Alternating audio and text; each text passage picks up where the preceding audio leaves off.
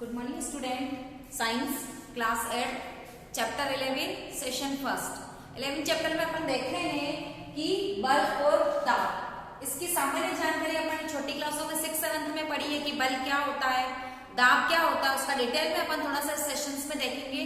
सबसे पहले तो अगर अपन दैनिक जीवन के कार्यों की सूची बनाएं और उसके बारे में डिस्कशंस करें तो हर कार्य को करते समय अपन किसी न किसी चीज को या तो खींच रहे हैं या धक्का दे रहे हैं या इसको हिट कर रहे हैं, किक मार रहे हैं और उसको हाथों से प्रहार कर रहे हैं, उसको ठोक रहे हैं, ठोकर मार रहे हैं। इस प्रकार से ऐसे कुछ गतिविधियां अगर अपन नोट करें वो सब अपन उस वस्तु की आकृति में, आकार में, दिशा में, गति में परिवर्तन करने के लिए करते हैं। तो सामान्यतया विज्ञान के क्षेत्र में बल की परिभाषा अगर अपन देखें तो किसी वस्तु पर लगने वाला धक्का, जिसको अपन कहेंगे अभिकर्षण यानी कि अपनी से दूर करने का प्रयास करना, और खिंचाव यानी कि अपकर्षण, वस्तु को अपनी ओर लाना, क्या कहलाता है?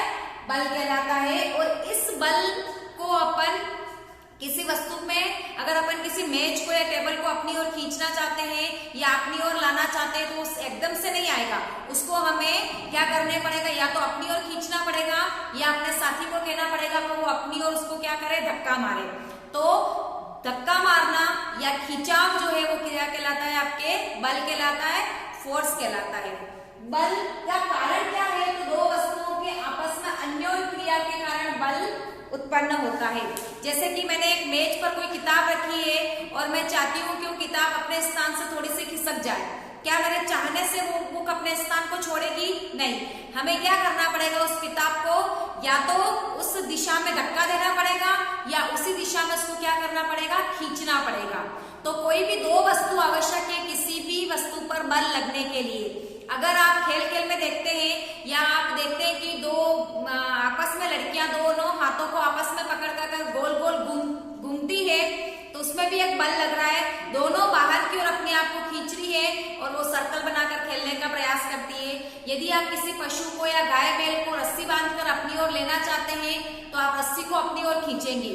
तो किसी भी वस्तु में यदि दो वस्तु आपस में होगी, फॉर एग्जाम्पल अगर अपन बहुत साधारण सा उदाहरण देखें तो मेरी दो हथेलियां हैं, इसको मैं अगर इस तरह से रब करूंगी तो किसी प्रकार का कोई बल उत्पन्न होगा क्या? नहीं।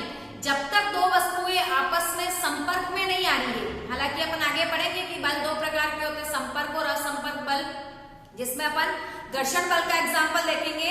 घर्षण से ऊष्मा उत्पन्न होती, तो मैं जब तक दोनों हाथों को आपस में रगड़ूंगी नहीं, जब तक दोनों हाथों की सतह आपस में संपर्क में नहीं आएगी तब तक घर्षण बल कार्य नहीं करेगा और ऊष्मा उत्पन्न नहीं होगी, हमारी हथेलियां गर्म नहीं होगी। तो बल लगने के लिए किसी न किसी दो वस्तुओं के बीच अन्योन्य क्रिया का होना या आपस में उनके बीच में कॉन्ट्रैक्शंस होना आवश्यक होता है। अब बल की विशेषताएं क्या है? बल क्या क्या कर सकता है? तो बल जो है वो वस्तु के आकार या आकृति में परिवर्तन कर सकता है। बल अगर स्थिर अवस्था में कोई वस्तु है तो उसको गतिशील बना सकता है, अगर गतिशील है तो उसको विराम अवस्था में ला सकता है, वस्तु की दिशा में परिवर्तन कर सकता है। एक एक का अपन एग्जांपल्स देखें। फर्स्ट देखें तो वस्तु के आकार में परिवर्तन कर सकता है। बहुत सिंपल सा एग्जांपल है, हमारे घर पे मम्मी आटा लगाती है और उसके ऊपर बल लगाती है या हाथों से उसके ऊपर थोड़ा सा प्रेशर लगाती है, बल फोर्स लगाती है, तो आटा जो है वो अपने आकार में परिवर्तन कर लेता है। आप अगर साइकिल चलाते हो तो नई साइकिल की सीट एक समान होती है, जैसे जैसे आप उसके ऊपर बैठना प्रारंभ करते हो वो सीट जहां पर आप बैठते हो वो दब जाती है। आप अपने घर पे भी देखते हो, अगर आप एक गुब्बारा लेते हो फुलाकर और आप उसको हल्का सा प्रेशर करेंगे तो वो उसके आकार को क्या कर देता है, परिवर्तित कर देता है। खाली गुब्बारा रखा है उसके आकार में किसी प्रकार का कोई परिवर्तन नहीं होगा जब तक आपने उस पर कोई बाहरी बल नहीं लगाया है, जब तक उसकी आकार या आकृति में परिवर्तन नहीं हो सकता है। आप एक स्प्रिंग लेते हो और उसको अपन दोनों हाथों से खींचते हैं तो उसकी आकार आकृति या उसकी लंबाई में परिवर्तन हो जाता है। आप एक रबड़ लेते हैं और उसको दोनों हाथों से खींचते हैं तो उसकी लंबाई चेंज हो जाती है, यानी कि उसके आकार में परिवर्तन हो जाता है। तो बल जो है वो वस्तु के आकार में परिवर्तन कर सकता है। सेकंड देखें तो वस्तु की गति अवस्था को परिवर्तित कर सकता है। अगर एक गेंद या फुटबॉल जमीन पर पड़ी है तो क्या आप उसको बिना ठोकर मारे, बिना अपने हाथों से प्रहार किए उसको गति दे सकते हैं क्या? नहीं।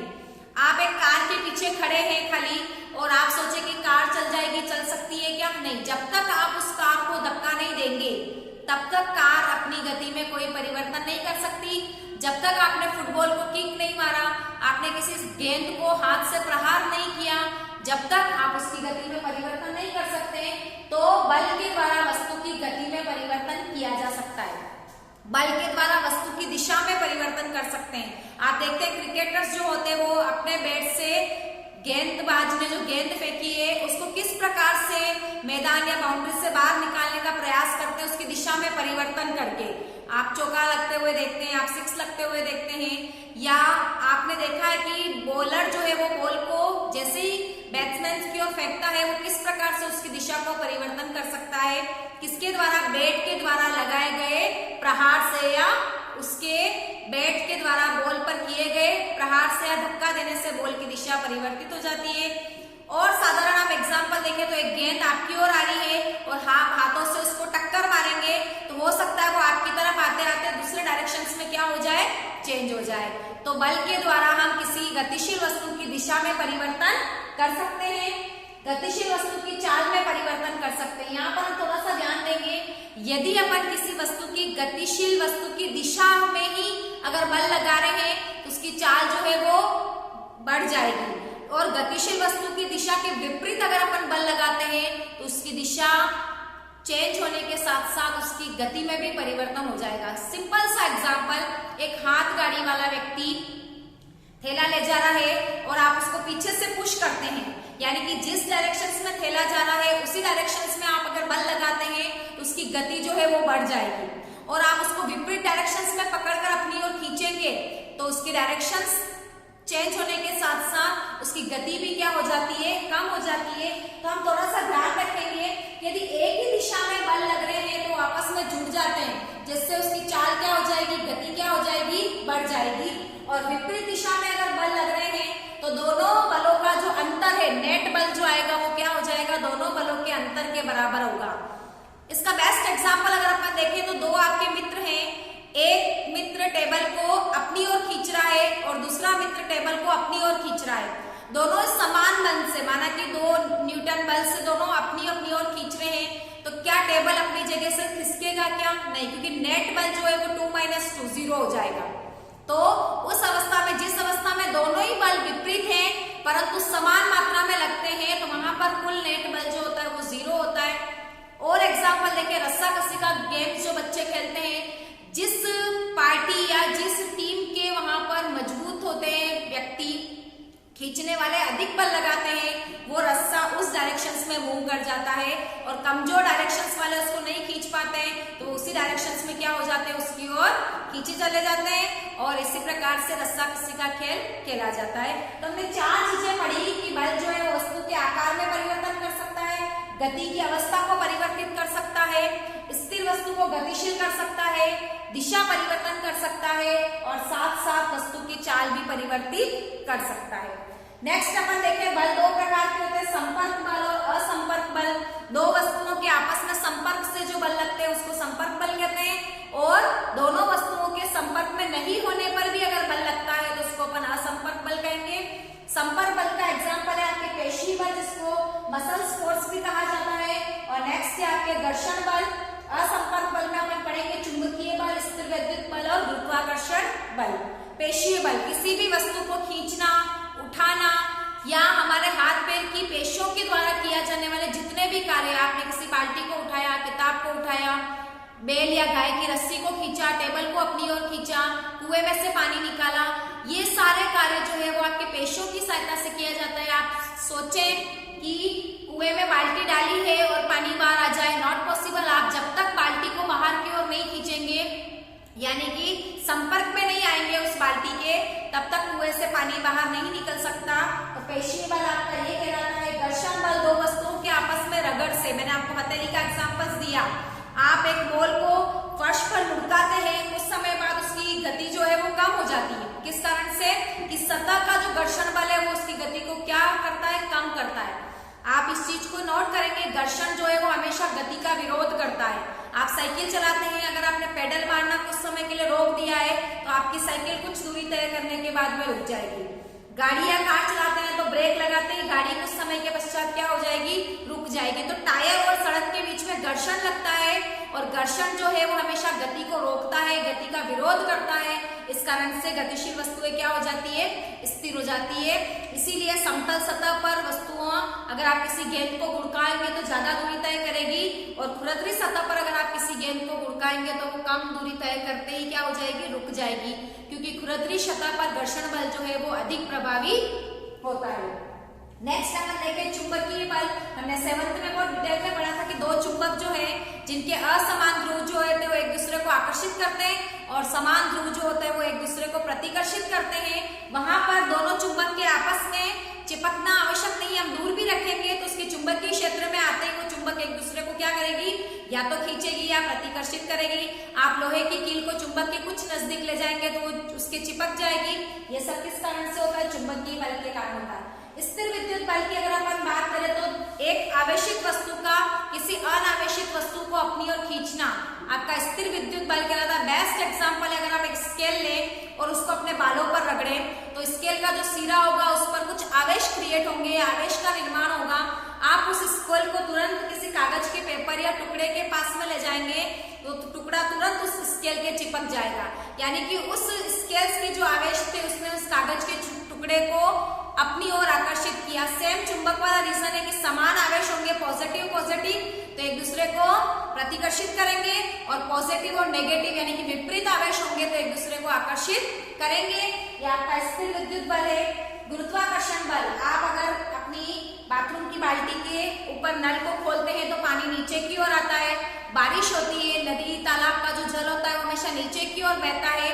आप किसी वस्तु को ऊपर की ओर फेंकेंगे तो हमेशा नीचे की ओर आती है। ये क्या है, गुरुत्वीय बल, यानी कि पृथ्वी के द्वारा या गुरुत्व के द्वारा लगाया जाने वाला बल गुरुत्वीय बल कहलाता है।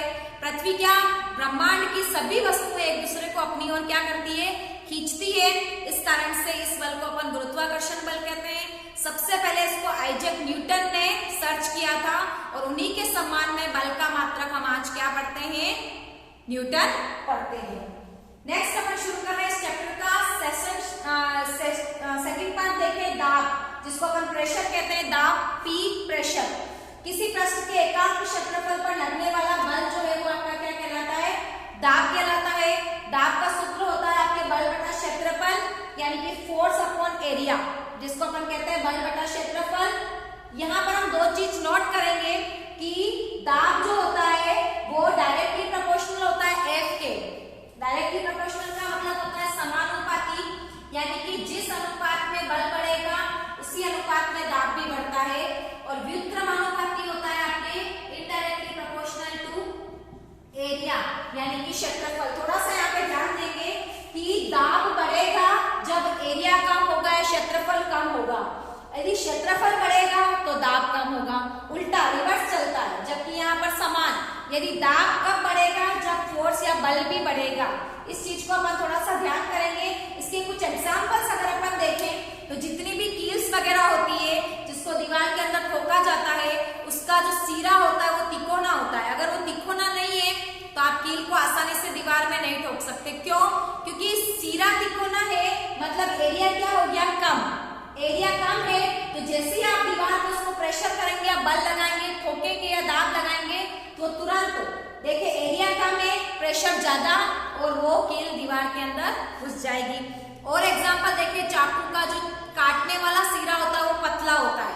सेम रीजन, एरिया कम, प्रेशर ज्यादा तो सब्जी आसानी से कट जाती है।